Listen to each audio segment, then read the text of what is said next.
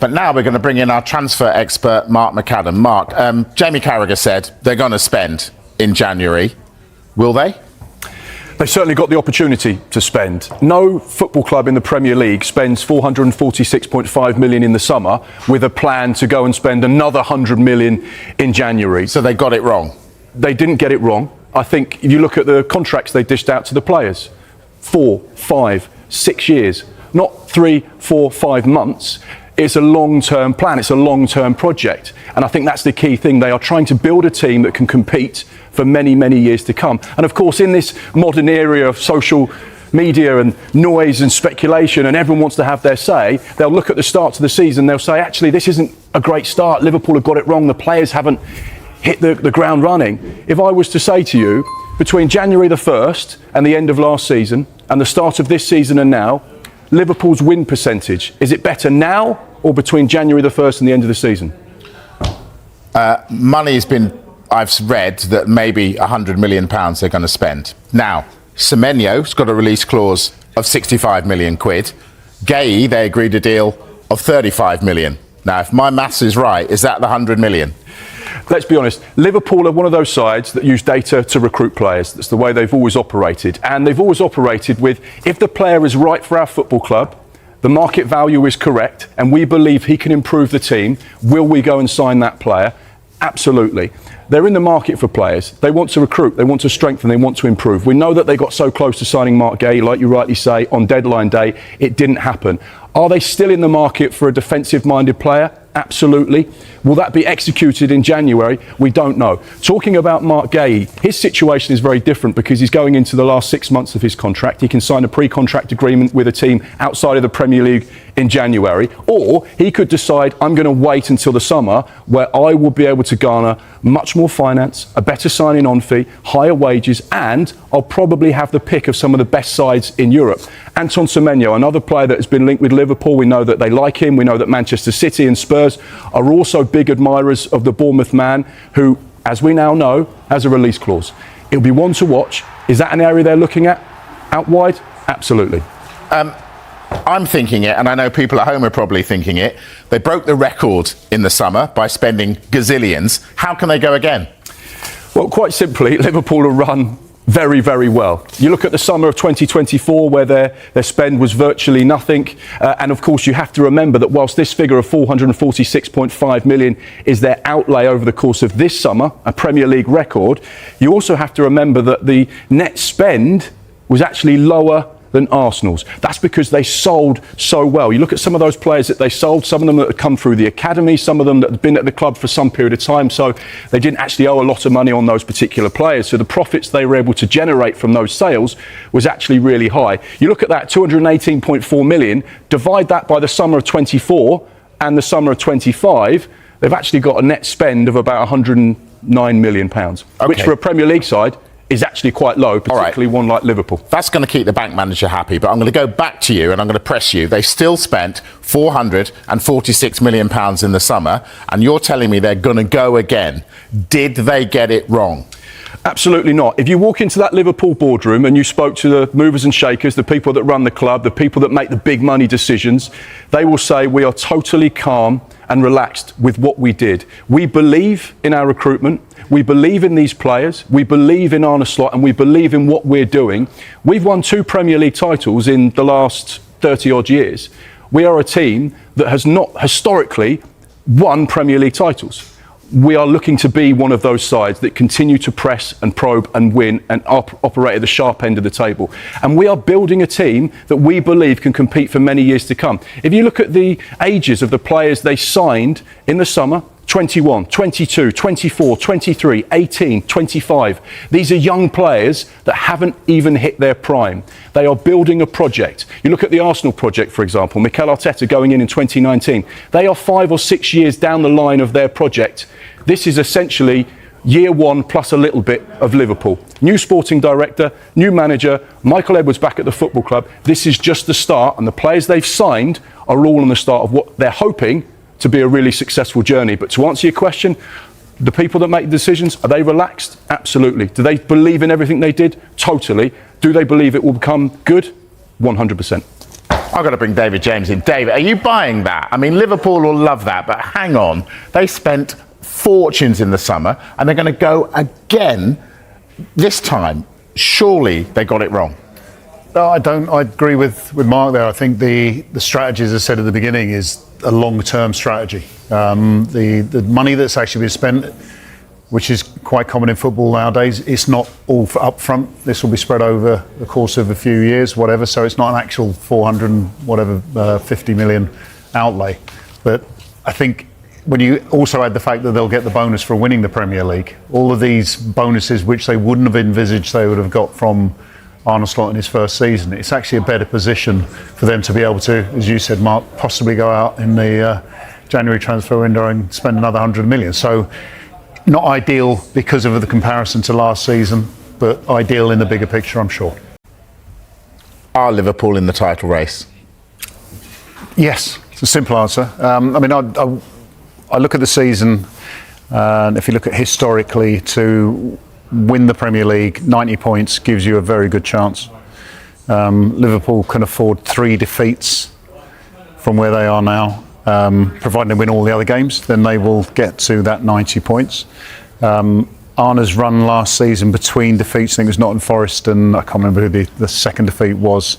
He would have to improve on that over the rest of the season, but he's already proved that he's got a team that could get to that level. So the thing with Arsenal, I think Jay makes a good point there. You know, as we've seen in the past, Arsenal do have a tendency to kind of lose it a little bit towards the end of the season. And if Manchester City charge, don't they? The Man City, I think the one I'd be scared of at the moment is Manchester City. I know they beat Liverpool 3-0. There was some controversy in the game, which I don't need to go into detail, but I think that there is also something brewing there with Manchester City. I mean, Erling Haaland hasn't even scored a hat-trick yet. He's normally bagged 2 or 3 by now. So yeah, he's rubbish, isn't he? I did not say that, absolutely not. But again, when you look at the title runners, I mean, Arsenal are in the best position, of course. But with the 90-point analogy, Arsenal could lose to Manchester City. They can lose to Liverpool and still get over 90 points. Yeah. Yeah.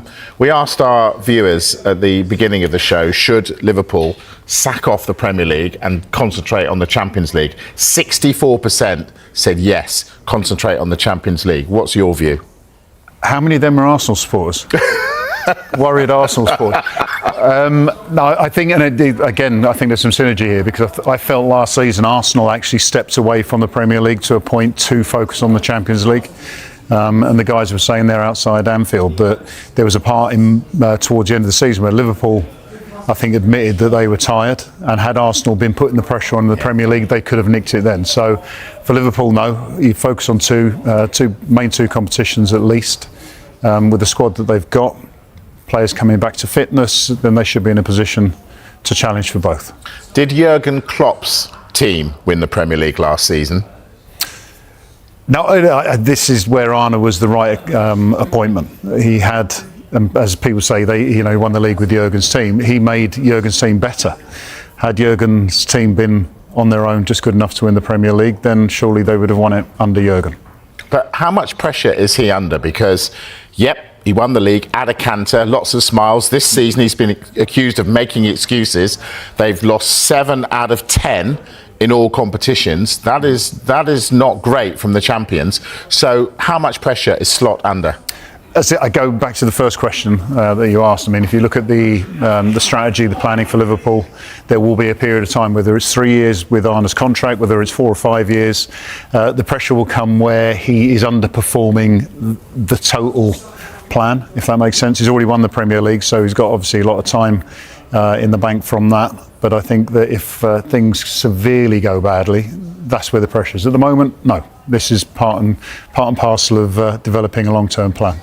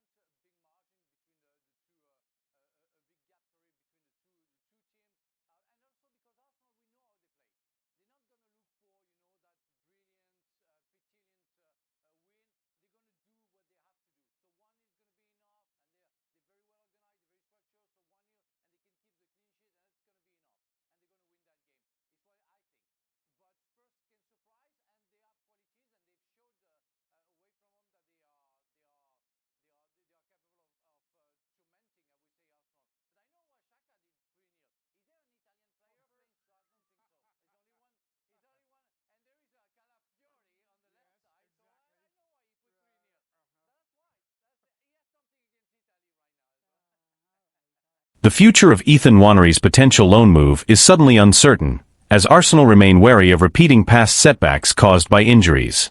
According to recent reports, the club is open to sending the young midfielder out on loan this winter, but the idea raises immediate questions. Nwanery has become the talk of the moment after a report from the Daily Mail suggested that Arsenal are considering a temporary move for the 18-year-old. Despite his limited minutes this season, the thought of letting him leave, even temporarily, comes with significant doubts. Back in October, Mikel Arteta publicly insisted that Nwanery would have plenty of opportunities to play, pointing to the fact that the teenager had already been called upon when Martin Odegaard was injured. "I don't know, but I don't work with expectations," Arteta said at the time. "I work with what the players can give in the context of where the team is at that moment." Ethan played 2 Premier League matches early on because Martin was out. He's played in other competitions and he'll play more. Yet the reality has been very different. Nwanery has logged fewer than 500 minutes this season, appearing in just 5 of Arsenal's 11 Premier League games, none of them as a starter. His only starts came in the 2 EFL Cup wins over Port Vale and Brighton, and in the 3-0 Champions League victory against Slavia Prague.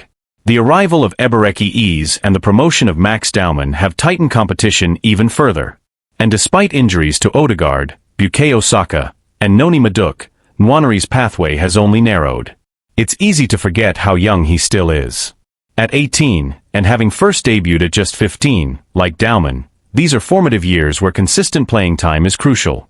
The busy festive period could open that door, but with Odegaard, Madueke, and Kai Havertz all nearing their returns, there's a real chance Nwanery could slide even further down the pecking order. This is why a January loan sounds logical on paper, but it also sets off alarm bells. Arsenal's season has already been shaped by injuries for the second year in a row, and squad depth has never felt more essential. A single setback among the attacking players over the holiday fixture run could thrust Nwanery back into an important role almost overnight. The more sensible approach may be to reassess in the summer, once the squad naturally reshapes and the club have a clearer picture of their needs heading into 2025. Only then would a loan feel more secure, ensuring Nwanery actually gets the minutes he needs rather than risking another stalled development. Even then, nothing is guaranteed. Supporters will remember Serge Gnabry's loan to West Brom, intended to push him closer to first-team football, but ultimately a move that derailed his progress before he rebuilt his career in Germany. Arsenal's recent history with loans has been mixed at best, and too often unsuccessful. For now, the club must weigh the immediate needs of the squad against the long-term growth of one of their brightest prospects. Whether a loan becomes the right option, or another cautionary tale, remains to be seen. But the complexity of Nwanery's situation extends beyond simply playing time and squad depth. Inside the club, there is an ongoing debate about how quickly young talents should be exposed to the pressures of elite-level football. Some staff members argue that Nwanery's technical level is already above many players his age and that keeping him close to Arteta's structure will accelerate his development. Others believe that without consistent starts, and without a clear pathway to earn them, his progress could plateau. The uncertainty has also stirred conversation among supporters and pundits. Several former Arsenal players have expressed concern that the club may be repeating old patterns, where promising youngsters become trapped between first-team aspirations and inconsistent minutes. Others, however, believe the club is being careful for the right reasons, protecting a player who still needs physical development before facing the demands of weekly Premier League battles. This internal and external pressure has placed added scrutiny on Arteta's handling of young talents this season. While he has been praised for trusting academy graduates in the past, the balance has become harder to maintain now that Arsenal are competing on multiple fronts and aiming for silverware. Every decision carries weight. Resting senior players risks losing points, while overusing inexperienced teenagers risks injury or decline in confidence.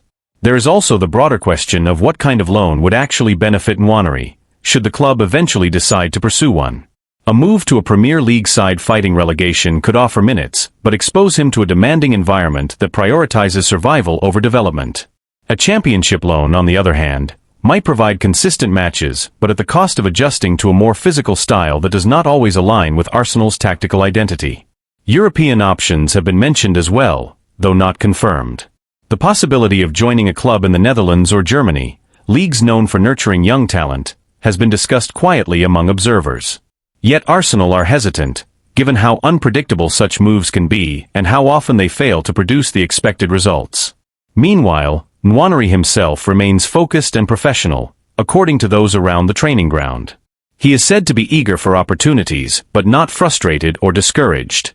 The coaching staff admire his attitude, which only complicates the decision further. He is doing everything right, and still his future remains uncertain. As Arsenal approach the January window, the club finds itself at a crossroads. The next few weeks will likely be decisive, not just for Nwaneri's short-term career, but for how Arsenal choose to manage their most gifted prospects in an era of high expectations and relentless schedules. Any decision made now will be examined closely, not only because of what it means for Nwaneri, but because it will signal how the club intends to balance ambition with development as they move into the next phase of Arteta's project. Arsenal now face a difficult setback. Piero Hincapié may have to step into the North London derby under less than ideal circumstances after Gabriel's injury blow. The club is hoping that Hincapié's long late return trip to North London won't affect his readiness to replace Gabriel against Tottenham, because losing the Brazilian for such a crucial match is a major hit to Mikel Arteta's plans. Arsenal have already been forced to cope with key absences at various stages of the season, but Gabriel missing the derby presents a challenge of a very different magnitude. Naturally, the focus shifts to who will fill the gap on the left side of Arsenal's defense, and for many, the most logical answer is Piero Hincapié. The summer signing impressed during his only start for the club so far, an outstanding display at left centre-back in the League Cup win over Brighton. That night, he partnered with Christian Mosquera, who is also an option for Arteta on Sunday. One possible configuration would see William Saliba move to the left, with Mosquera taking his place on the right, depending on how heavily Hincapié's international travel weighs on Arteta's decision. And that travel is far from insignificant. The Ecuadorian defender is currently away with his national team. He captained Ecuador during their 0-0 draw with Canada, helping secure the clean sheet. But the real concern comes with his final international fixture. Ecuador face New Zealand in New Jersey in the early hours of Wednesday morning, UK time. The match kicks off at 1:30 a.m. and is expected to finish around 4 a.m. Only after that will Hincapié board his flight back to England, meaning he won't arrive in London until Wednesday afternoon at the earliest.